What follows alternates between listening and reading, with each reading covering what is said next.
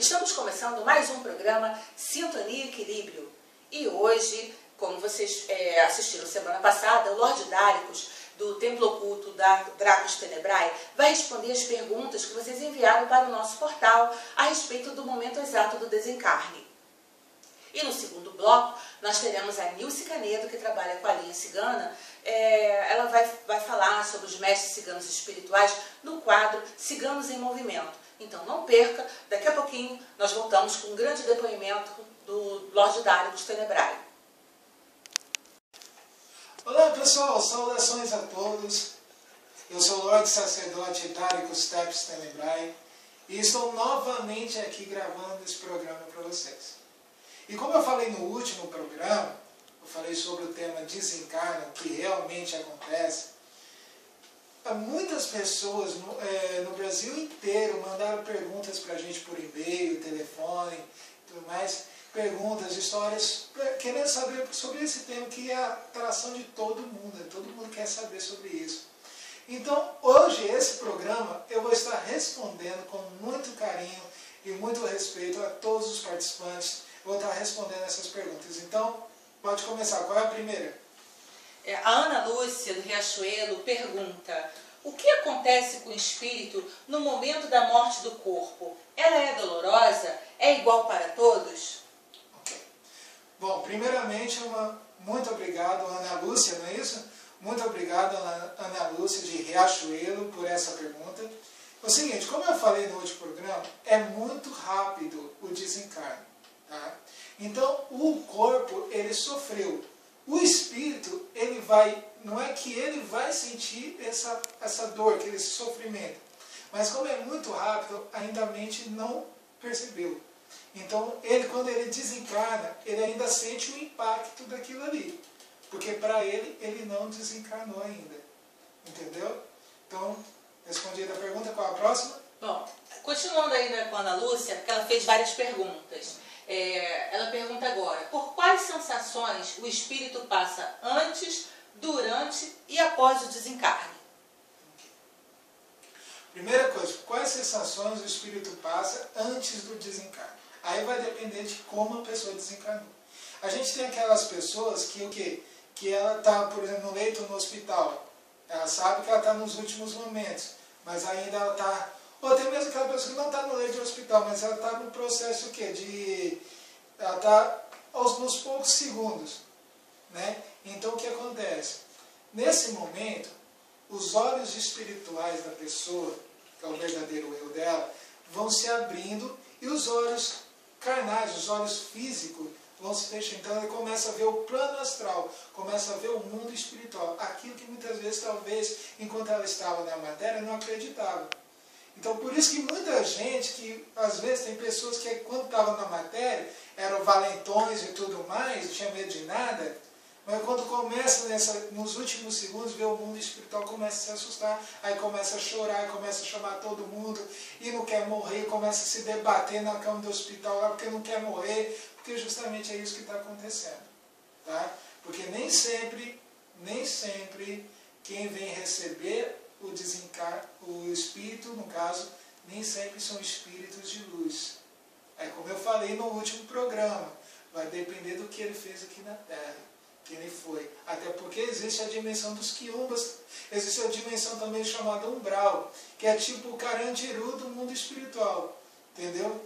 Então, tudo depende de cada caso. E durante o desencarno? Durante o desencarno, não tem sensação nenhuma, a não ser simplesmente tirar a roupa. Só isso. Porque é muito rápido, como eu já falei. E depois, aí vai depender. No caso, ele vai ter primeiro aquele choque de tentar descobrir, ele não sabe o que aconteceu com ele, tenta falar com as pessoas. Aí vai depender tudo isso. O que vai acontecer? Como que aqueles pessoas, amigos, parentes, que ainda estão encarnados, como que estão agindo depois da morte daquele espírito. Porque isso tudo vai mandar energias, ou positivas ou negativas para aquele espírito. Ele vai facilitar ou não a passagem dele para o caminho de luz. Aí vai ver se a família vai chorar ou não, se vai fazer a missa de sétimo dia ou não, como eu já falei no último programa. Continuando ainda na Ana Lúcia, ela pergunta: como ocorre o desligamento do corpo físico no caso de morte por doença prolongada? quando a pessoa fica, por exemplo, em coma? Bom, no caso do em coma, o que acontece? A pessoa ainda não desencarnou. Né? Então o que acontece? É a alma que está vagando. O espírito ainda está ali. Porque se o espírito não tivesse, a pessoa já tinha desencarnado. Tá? Porque como eu falei, o espírito é quem você é de verdade, o teu verdadeiro eu. Então ela fica o quê? Mas está, tipo assim, é como se fosse um véu. Então está muito fino. Então é o seguinte, então ela fica nesse meio termo. Ela não está nem morta e nem viva. Então tipo é o seguinte, é a alma que está no estágio mais ou menos o quê? Estágio de alfa, no estágio meditativo. Então no caso é a alma que está saindo. Aí seria mais parecido com uma viagem astral inconsciente, sem a pessoa estar querendo. Mais ou menos quando a gente dorme. Né? Então, o que acontece? Na verdade, não é o espírito que tirou a roupa ainda não. O desencarne, quando o espírito realmente sai, é porque realmente ele tirou a roupa. Aí é a morte em si. Okay? A próxima. O sofrimento dos familiares ao ver o doente em estado terminal atrapalha o processo de desencarnação? Aí eu gostaria de acrescentar aí na pergunta da Ana, que como ela fala, né, a pessoa está doente, tal, tem um processo terminal e a família sofre. A gente sofre mais do que a própria pessoa, né? Então, esse período que antecede a morte, a pessoa já está sentindo que ela vai partir. Quanto tempo mais ou menos a gente pode medir esse tempo ou não? Bom, a pessoa que ela está desencarnando, no processo de desencarno, ela não sabe quando que vai acontecer, ela sabe que está acontecendo, porque como eu falei, os olhos físicos dela estão se fechando, é aquela coisa que a pessoa começa a falar que a vista dela está se escurecendo e tudo mais. Então, e os olhos espirituais estão se abrindo, porque justamente o espírito está saindo. Tá? Então, assim, você perguntou, Ana Lúcia também perguntou assim, sobre a reação dos parentes, dos amigos ao redor e tudo mais. Gente, olha só. Estava assistindo um programa uma vez, um Conexão Repórter. O seguinte, estava falando justamente isso. Uma mulher que estava no leito de cama e ela sabia que ela ia desencarnar. Já estava certa isso. Entendeu? Então, o que acontece? E ela estava super bem. Entendeu? Ela estava super bem. Super tranquila. E ela procurava tranquilizar também os próprios familiares. Nós, bruxos, a gente não chora a morte de ninguém. E já começa pelo fato que a gente não enterra os nossos mortos. A gente tem um costume, a tradição de o quê? De queimar. Aí tem um ritual chamado Requiem e tal, a gente vai.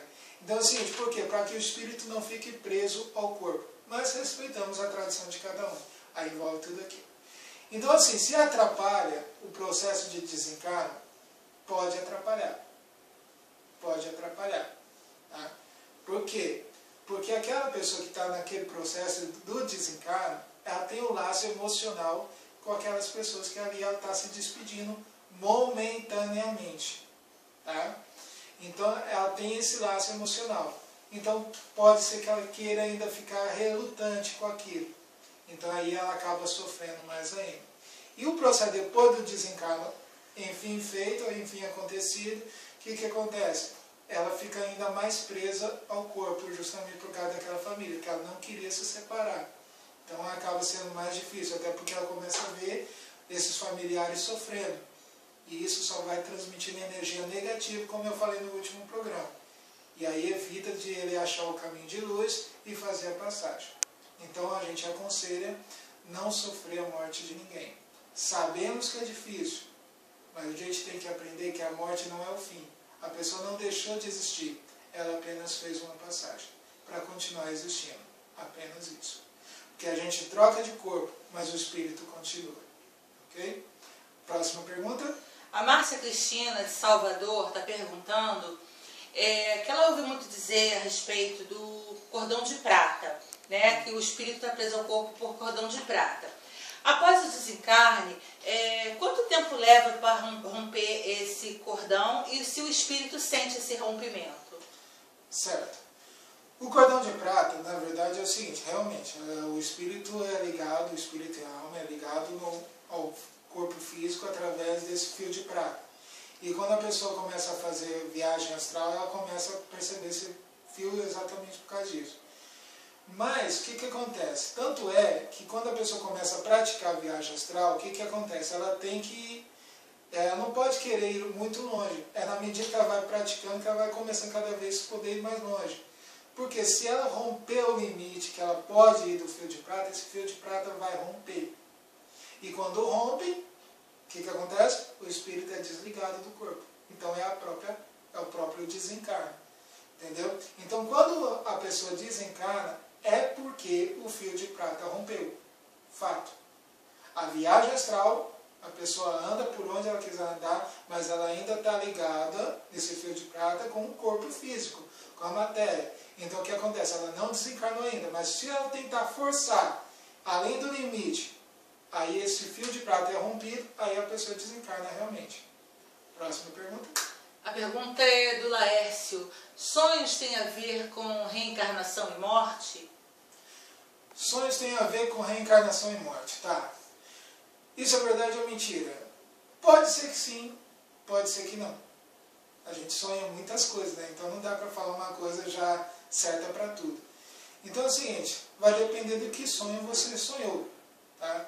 Pode ter em relação a vidas passadas e pode ter também em relação a alguma coisa com o desencarno. Mas, gente, presta bem atenção numa coisa. Quando você sonha com alguma coisa ruim que vai acontecer, que pode acontecer, tem gente que tem esses dons, né? Então, assim, não significa que aquilo ali você tem que se sofrer com aquela notícia. Não, você está sendo avisado.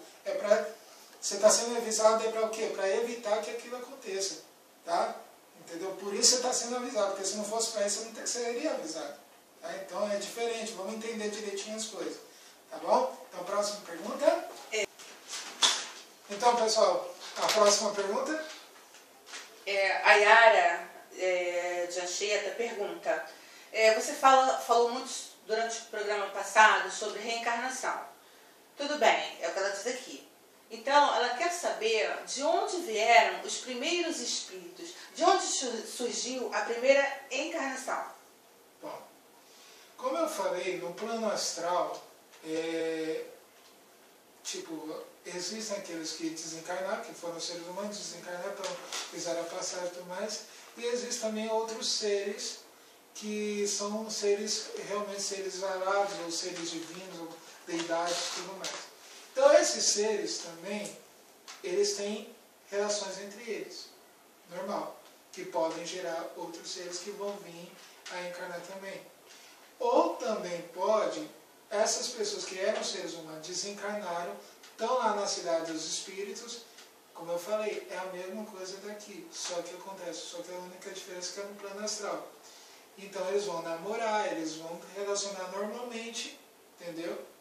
Normalmente, então vai gerar. E esses filhos que geram, justamente são aqueles que estão são gerados no plano astral. Eles não têm carne ainda, não têm matéria ainda. São apenas gerados no plano astral. Só que existem os espíritos superiores. Aí, de repente, lá, esses espíritos superiores decidem que esse espírito, né, vai ter a primeira encarnação dele para o processo evolutivo normal. E aí vai continuar a evolução dele no plano físico. Aí é onde ele vai encarnar pela primeira vez. Aí começar tudo normal, do jeito que eu falei no programa passado. Pode ir para o próximo? Próxima pergunta. Agora uma pergunta minha. Assim, a gente vê muito falar, né? Fulano está na segunda reencarnação. Fulano não vai reencarnar mais. Existe, sim, um número X de reencarnações para uma determinada pessoa ou não? Isso é de acordo com a última encarnação que ela teve? Que ela pode voltar ou não? Ou ela tem consciência que essa é a última? Como é que funciona esse processo? Existem pessoas que podem ter o aviso, vai depender da evolução espiritual dela, mediúnica dela. Ela pode ter o aviso se aquela é a última encarnação dela ou não. Agora, é o seguinte, nem todos têm, a grande maioria não tem. A gente não sabe o que vai acontecer daqui a um segundo. Mas todos nós nascemos com destino escrito. O livre-arbítrio que as pessoas falam, na verdade é o seguinte, é a livre escolha que a pessoa tem de decidir se ela vai cumprir aquele destino ou não. Ou seja, a gente está falando de desencarno todos nós temos o dia e a hora certa que a gente vai desencarnar. Mas o livre-arbítrio funciona. Tem gente que o quê? Que adianta o processo. Entendeu? Mas aí o que acontece? Mas ela tinha o dia certo para ela desencarnar. Então o que acontece? Cada processo de evolução vai depender do que ela cumpriu ou não de karma e de missão, no caso, enquanto ela estava na matéria.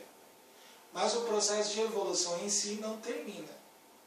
Agora, número X de reencarnações na verdade, isso vai depender se ela cumpriu ou não o que ela tinha que cumprir, e enquanto estava na matéria, aí é o seguinte, aí vai ser decidido se ela vai voltar ou não. Mas o processo de evolução em si não termina. A única diferença é o quê?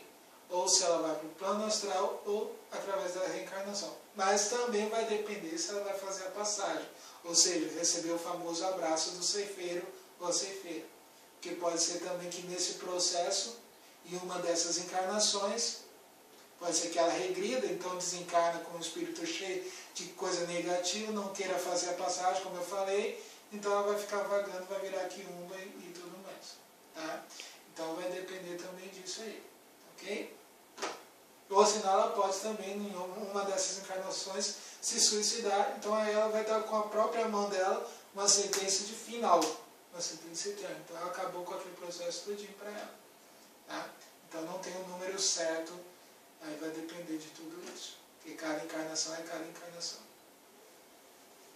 A gente ouve vários relatos, já teve vários documentários sobre isso, de pessoas que ficaram doentes, entraram em coma e por sorte, por merecimento, eu não sei, elas voltam do coma. E algumas delas relatam que nesse período do coma estiveram do outro lado da vida. Umas contam que viram um túnel, outras falam que viram uma grande luz e que foram ao encontro da luz, outras falam que viram parentes, conhecidos. Como recentemente teve uma história, né, que eu nem vou citar o nome da pessoa porque ela é do meio artístico, disse que teve um encontro com Deus, que Deus perdoou os seus erros e tudo mais. Então eu queria que você falasse um pouquinho sobre isso. Como é que é essa volta desse pós-coma? A pessoa volta realmente mudada? Esse encontro realmente ele acontece? É possível? Acontece com todas as pessoas que entram em coma ou não? Bom, a parte médica eu não vou poder explicar porque eu não tenho esse conhecimento, mas o pouco que eu sei dessa parte da ciência, da parte da medicina, no caso pós-morte, é justamente o que? Eu tenho não sei se é uma doença, não sei o que é, o coração realmente para, a pessoa morre por um tempo e depois volta à vida novamente. Mas isso, o que acontece? No plano astral, logicamente, como eu falei, ela desencarnou, e então o espírito tirou a roupa e tudo mais, aquele processo todo. Mas, como eu falei, nem sempre aquele momento era a hora dela mesmo. Pode acontecer que de repente aquilo foi permitido para ela para alguma correção da própria vida dela mesmo, do que ela estava fazendo na vida dela mesmo, da maneira que ela estava vivendo. Entendeu? Pode ser que isso seja, o plano astral permita que isso aconteça, justamente o quê? Para que haja esse aprendizado, para que haja esse arrependimento e tudo mais. Mas a gente também tem que lembrar, nós do Templo Oculto Dracos Tenebrae, a gente não fala de religião, né? A gente fala do plano espiritual como é de verdade. Então a gente tem que lembrar que muitas dessas pessoas que acontece esse caso, que dão essas notícias, muitas delas não são verdade. Tem gente que está sendo paga para falar e tem gente que fala coisas por quê? Por causa da religião. Então tem coisas que é verdade que são faladas e tem testemunhos que já não são. O fato do túnel. O túnel realmente existe. Nada mais é do que um canal entre o plano físico e o plano astral. Tem que passar por esse canal, por esse túnel. Seria um portal, no caso? Exatamente.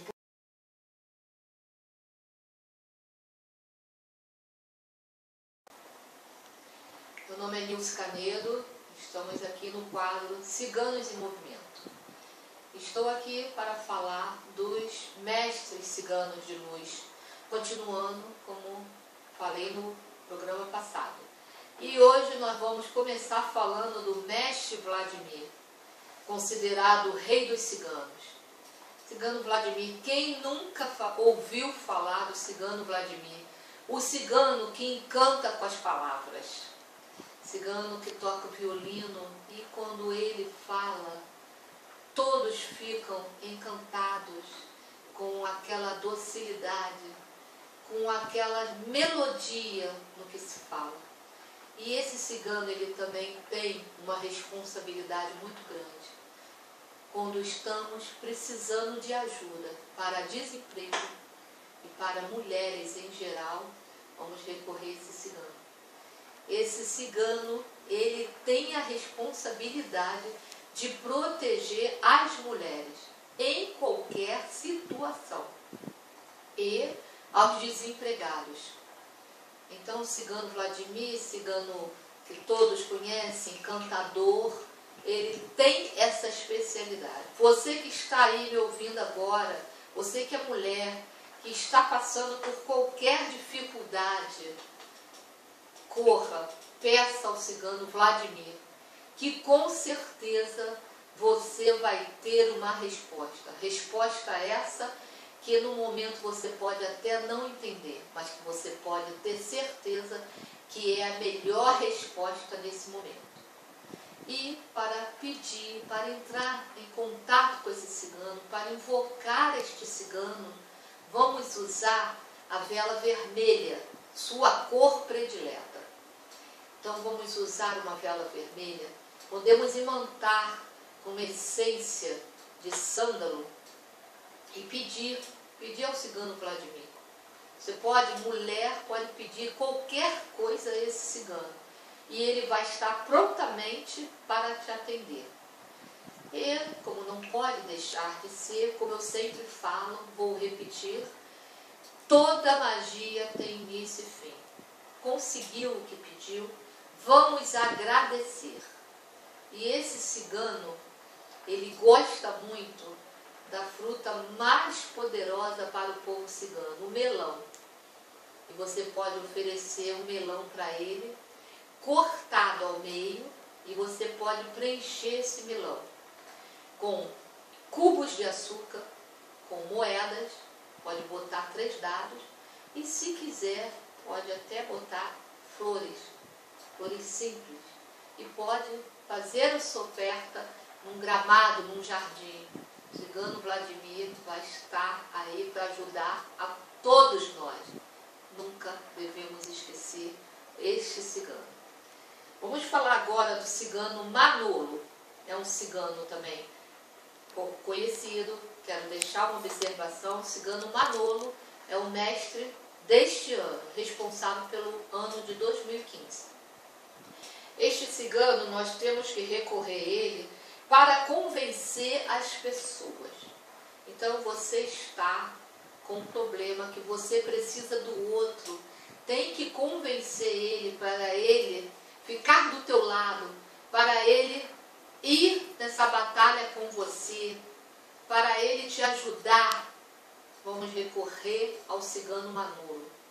O cigano Manolo, ele é o mestre cigano de luz para situações que se precisa convencer terceiros. Então você que está aí me assistindo, está numa situação dessa, você precisa convencer seu chefe que está na hora de você ser desligada daquela empresa e você está encontrando dificuldade. Vamos em busca desse cigano. Cigano Manolo, venha ao meu encontro. E como você vai entrar em conexão, invocar esse cigano? Acendendo uma vela azul escura. Faz seus pedidos com fé e com certeza ele irá lhe ajudar. E quando você tiver a resposta, tiver conseguido tudo aquilo que você pediu, esse cigano, você agradece a ele, pode ser num prato de louço ou de papelão, frutas secas, e ele vai ficar muito satisfeito. Agora nós vamos falar do cigano Sandro, outro mestre cigano de luz. Cigano Sandro foi um cigano que ele abandonou seu clã para viver a vida dos Gajôs. E por ele conhecer essa vida, ele protege as pessoas que trabalham na noite, ele ajuda pessoas com vício e pessoas sem vontade de viver. Então, se você aí que está me assistindo agora, tem alguém, conhece alguém que está passando por esse problema na família, tem uma pessoa com problema de bebida, com problema de vício, e existe não só esses vícios, existe outros vícios de jogos e etc. Problemas sem vontade, pessoas sem vontade de caminhar, sem propósito de vida, vamos recorrer ao Cigano Sandro. Ele conhece tudo da vida dos Gajôs. Gajôs são os não ciganos. Então vamos recorrer a ele para pedir essa ajuda e com certeza você vai ser atendido. Cigano Sandro, você pode pedir a ele, falar com ele, invocar ele, também com uma vela. Essa vela deve ser vermelha, laranja ou roxa. E você também pode colocar um chocolate para esse cigano, pedindo a ele a cura do vício da pessoa, e depois de 3 horas ofertar esse chocolate, essa bala para a pessoa, e a pessoa vai comer e vai estar sendo ajudado por esse cigano. Então você pode recorrer com a vela vermelha, laranja ou roxa, ou você pode também colocar num prato alguma coisa, uma fruta, um chocolate, uma bala, e depois você, de 3 horas, você ofertar a pessoa que está atravessando esse problema. E o Cigano Sandro vai estar trabalhando para isso. E este cigano, ele não pede agradecimento de tipo nenhum. Se você quiser agradecer, você pode colocar frutas para ele. Mas não é preciso, é um cigano que não pede agradecimento. Mas é sempre bom, quem pede é sempre bom saber agradecer. Qualquer dúvida, pode me procurar no portal Sintonia e Equilíbrio, pode mandar suas perguntas, que eu entrarei em contato, estou aqui para ajudar. E espero que eu tenha deixado essa minha mensagem e vocês possam usar isso para o bem. Então, eu me despeço. Namastê.